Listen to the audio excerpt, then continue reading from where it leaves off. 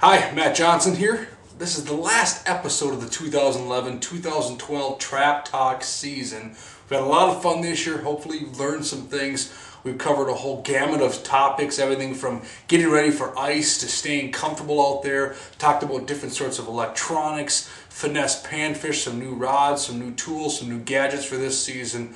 All these things that help us become better ice anglers.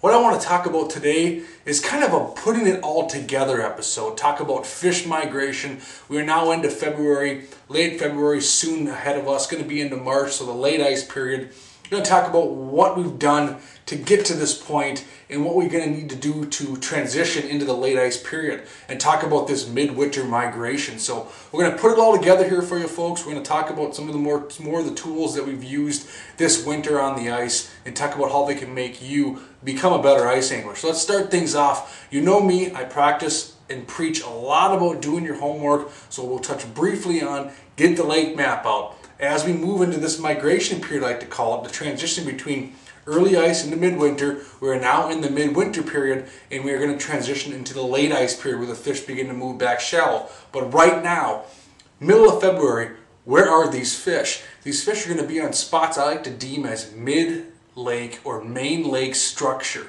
You have now branched off of your shallow water weeds, your outside weed edges, and you have moved on to main lake structure, whether it be a flat, a basin, a hump, a depression, a reef, a saddle, whatever it might be out on the main lake. You tend to find bigger schools and pods of fish in these areas, and you tend to find bigger fish in terms of the size of the fish you're targeting. Does it come with a lot of work? You bet. It's not going to be one of those two-hole spots, I could call them. You punch two holes, flip the trap, and sit for 8 hours and catch fish. Can you be fortunate and stumble across a butt like that? You bet. But let's be realistic. You're probably going to chase down these fish. Get the Strike Master auger out, gas it up, bring some extra gas. You're going to get 150, 200 holes per tank blowing through these new Solo engines. Phenomenal engine, they cut extremely fast. Get the auger out, punch through a series of holes, cover a lot of ice. Like we've talked about in previous topics, we have advancements in handheld GPS units, taking the GPS units off your boat and using them for ice fishing. Detailed paper maps, whatever it might be, get these tools involved. Strategize on where you want to fish when you hit the ice this weekend or tonight or tomorrow or after work, wherever you're ice fishing. Strategize, so have a plan. Get out there, check out this main lake structure. Look at the structure to where you caught fish a few weeks ago or a month ago at early ice. You have a pretty good understanding of where they're going to be at late ice as they move back into the shallow bays. And you can almost draw lines in between. Try and intercept those fish in those areas where they're going to be at this time of year. Like I said, for me, I'm looking at some of the most predominant main lake structure I can find in these maps. Humps, expansive flats next to deep water or off shallow bays or shallow structure. These fish will slide out and use those areas. Punch your holes staggered. Don't punch holes every 10 feet over an expansive 7 football field flat. Punch your holes every 20, 25 yards. Try to find something different. Look for bottom content changes, where the bottom goes from hard to soft. That is the sticky bottom, where it goes from soft to hard and hard to soft, or hard to soft. Look at those areas on your Vexilar. You're going to see double echoes. You're going to see a lot of things. What I mean by double echo, if you're in 30 feet of water, don't be afraid to move your dial to 80 or 100 feet, whatever it might be, because you're going to see that double echo. If you're in 30 feet, look for that double echo in 60 feet. That's going to be where your bottom content changes. It might be at 30 feet, 33 feet, 25 feet, but give yourself room for the double echo. A very, very important piece of information there for finding that sticky bottom. So again, get the augers out. Cover a wide area. Get a buddy or two to get around and hole hop and check the depth behind you. You punch a hole, they check with the flasher. Or both of you go in different directions and fire off an entire football field of holes and hole hop until you find something you like. You're generally going to find suspended fish over these main lake structured pieces. So look for fish on the Vexilar. You're going to see one or two suspended, then slow down and fish them. So attack these fish. This is the time to be aggressive. It's no secret here in Minnesota, as well as much or all of the ice belt, that we've had a warmer than average winter. I'm wearing a hooded sweatshirt. I'm sitting outside. I'm very comfortable. It's 9 o'clock at night.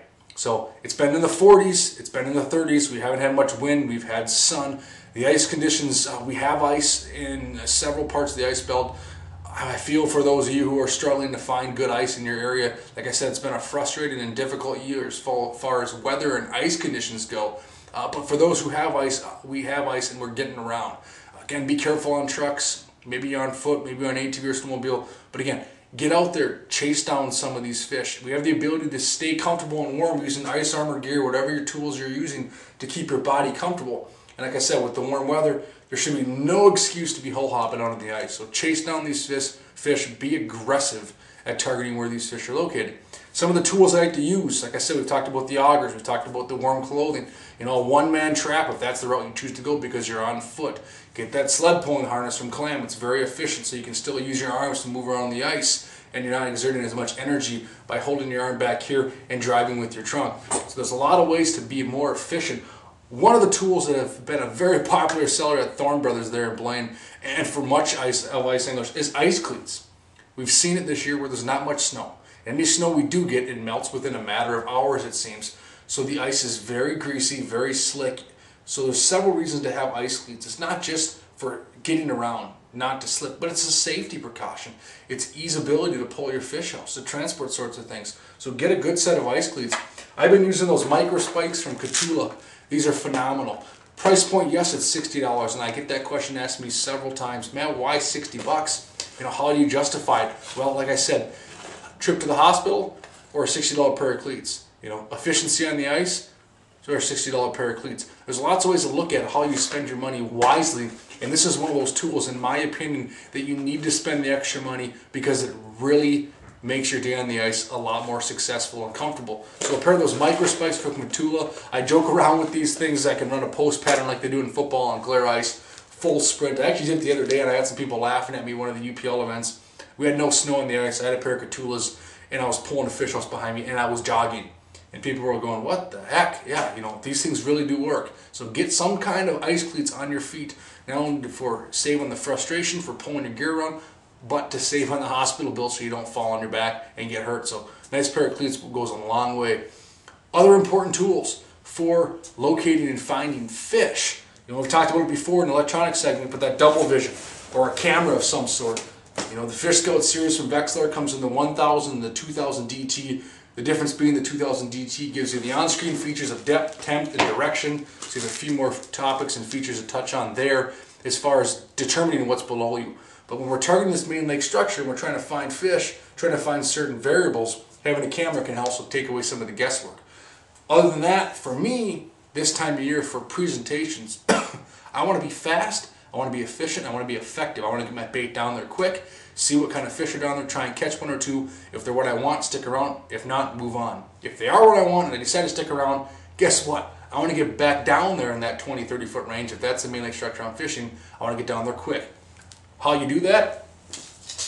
In recent years, it's nothing new. It's just that in recent years it's become more and more predominant. Tungsten presentations. This happens to be the Muska jig from Northland Tackle. This is a tungsten jig, comes in a variety of sizes and some popular colors. Very, very effective jig for getting down there quick. You want to stay small and subtle, but you want to be able to fish efficiently. And having a tungsten offering that this weighs 1.7 times what lead does for its given size or the amount used. So drop this down there, you get down there quick, you get down there efficiently.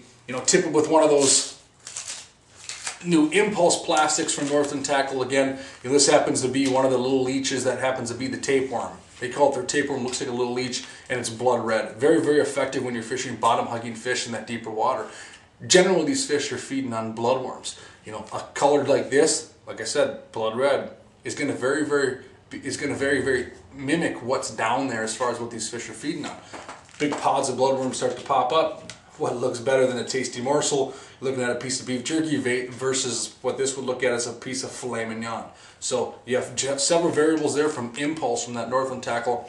And the reason I mention this is it's not so much trying to mimic what their fish are feeding on, but this time of year when you're running and gunning, if I can keep my hands out of the middle bucket and my hands out of my pockets trying to replace waxies and fishing with artificials so they stay on longer, they don't get tore up as often, that's what I want to see happen. I want to get down there fast, like I said, and efficiently. 1-2 punch tungsten artificial plastics seem to get the job done very, very well. Moving on to rod choice, Thorn Brothers makes a variety of rods. As we know, this happens to be a Panfish Sweetheart with outside guides. And why I mentioned outside guides is it gives me the ability to reduce freeze up. If I'm hole hopping, guess what? I'm probably going to be on the ice, running and gunning, chasing these fish. My ice armor blue suit's going to be my basic fish house that I'm wearing on my body so that I run around out in the elements chasing down fish. The outside guides, they don't freeze up as easy. Very, very nice when it comes to targeting fish outside. Then again, you tip it with something larger. This happens to be a larger 2-inch Berkeley power minnow. Very, very effective on a 32nd ounce or 16th ounce jig head. It gets down fast, it gets down efficient. This happens to be a crappie presentation. I might start with this. If they're smacking it, I like to get away with the biggest presentation I possibly can, and then I downsize from there. So if they're not smacking this bait but coming up and checking it out, I might downsize to one of those 1-inch impulse minnows, like a smelt or something along those lines, or one of those tapeworms we just saw that I just showed you from Impulse from Northland Tackle. Something smaller, more finesseful. But again, this happens to be a 32-inch panfish outside rod with the outside guides. I got a 500 series Shimano Sahara on there, spooled with 3-pound test P-line, and away I go. I'm hole hopping with one of the finest pieces of equipment you could possibly put in your hands. So get the rod that matches the situation, whether it be like a Panfish Sweetheart, whether it be one of the new tripwire rods that we saw in a recent episode of Deck or Trap Talk here, it has the built-in titanium spring bobber. That's for detecting more of the finicky bites. If I want an aggressive presentation, I might tightline it, but let the fish be a judge or a mood for how you're going to determine what presentation you throw at them. Then turn to your Vexilar flasher and underwater camera to determine the fish's mood. That flasher, my FL22, is my fish's mood indicator. It tells me how the fish is reacting to the presentation I'm using. I can then switch things up and downsize or stick with what I'm using depending on how the fish are coming in and reacting. So several ways to go about doing this. So like I said, big thing this time of year is focusing on fish migration. You want to try and intercept them now prior to them moving to their late ice periods, because right now when they're on the move, and if you can counteract some of these fish, I guarantee you're going to get bit. Finding schools of crappies right now is not uncommon. Like I said, you're not going to see one fish and that's it. You're going to see 10, 15, 20. We've heard the Christmas tree effect on your Vexilar flasher. What that means is you turn your flasher on or you're hole hopping, you drop it down a certain hole, and your flasher looks like a Christmas tree. It's all lit up, and I've heard it from several anglers in the last few weeks. Man, I was out there ice fishing for crappies, and man, we slammed them. I couldn't even see my jig down there. There were so many fish. That's the desired outcome you get, and now is the time of year, given our current situation in weather conditions, where you can have those sorts of bites. But it's not going to come without work. Like I said, get your auger out, chase these fish down, get in front of them and find where they're at. Don't settle for the fish to come to you every half hour. You go to them. So instead of 10 fish every 30 minutes, you can get 10 fish every 3 minutes. I can tell you it works, but you have to be more active. Mobility, Dave Gens stresses it big time, has been for years. Mobility on the ice is important. We don't move our boat to the first spot we get to out on the open water, drop an anchor, and make the same cast to the same brush pile 500 times in a row for 8 hours straight. Why do the same thing on the ice? Why punch 2 holes, flip the trap, drop down an 8-inch hole for 8 hours straight and never move if the fish are not doing what you want them to do? If they're not cooperating, get after them. Just like we do in the summer, we pull the anchor or pull the trolling motor, start the big motor, and move to a new spot. That's what you have to do on the ice. You got to be effective, got to be efficient, chase down these fish, and you're going to get rewarded for it. So like I said, get out the lake maps, find structure that looks promising, and punch it. Turn the ice into Swiss cheese. See if you can find these fish. You got the tools. You know the tools to use to get it done. Get a pair of ice skates on your feet so you're not slipping around. Look at the tungsten offerings. Get some plastic, some artificials out there. Maybe even throw in a small jigging spoon if you're chasing panfish. If you're chasing walleyes, we still got another week left here in Minnesota. For certain parts of Minnesota, I should say, to target walleyes. Other parts of Minnesota and up north and other states are going to be fishing walleyes, continuously. So match the presentation to the fish you're targeting and the mood that the fish want. Whether you upsize or whether you downsize, let that Vexilar or whatever you're using be the indicator to determine what you need to do to catch that fish. We also talked about rod choice. Get the right rod. If you're hole hopping outside, I like a longer rod.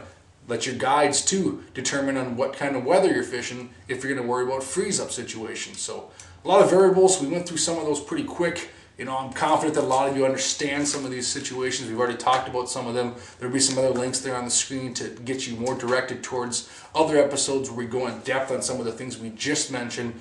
Comfort, whatever it might be, your clothing options, rod and reel choice, finesse presentations. We've kind of covered a lot of bases this year through these Trap Talk episodes. So like I said, the big deal with this episode, I wanted to stress, for one, I wanted to thank everyone for watching for this season. 2, I wanted to hopefully put together the pieces so we can become more successful ice anglers and really finish out this season. As we said, unfortunately the weather has been, kind of depressing for the ice fishermen here, ice anglers in Minnesota, especially kind of the area I'm from. Fortunate we've had some ice. We had some ice early. We're walking out. We're driving ATVs and snowmobiles. Some lakes are really letting you take trucks out. But I really advise caution. If I can leave you with one important piece, is as we progress into the season, don't let the time of year be the determining factor for whether or not you drive a vehicle on the ice. I've seen it too many times where people are saying, well, I thought the ice was fine. Every year in February the ice is fine, and I've always driven my truck out in February. I tell you, this year is not like other years. Cars and trucks, ATVs, and even people on foot are falling through the ice in spots where they shouldn't be because the ice conditions are poor. So please be careful out there. We can still have fun. Okay, we get a little more exercise because we have to walk out. Big deal. Your microspikes are on your feet. Walking is a breeze, even on glare ice. So we have tools to make it more efficient. So get out there, have some fun. In a couple of weeks, we're going to start the Deck Talk series. That's the open water segment. Very similar to what you're seeing here in Trap Talk, but we're going to get out in the boat. We're going to talk more about open water fishing. Same concept, going to make you a better fisherman out on the boat from shore. Something where the water, on water, where the ice is going to melt at some point, and we'll get back on the boat. So I appreciate you watching. Thanks to all the sponsors here for this year's episode of Trap Talk series. If you have any other questions, by all means, ask me. I plan on ice fishing for another 4 weeks here in Minnesota until the ice is gone. But like I said, with the weather we're having, it won't surprise me if we're having an early spring. But Mother Nature throws some curveballs at us, and it might be a cold March, and we might be ice fishing at the end of it. So on behalf of Matt Johnson Outdoors, thanks for watching Trap Talk this year, and we'll see you for Deck Talk and next year for another season of Trap Talk on the ice. Again, thanks for watching.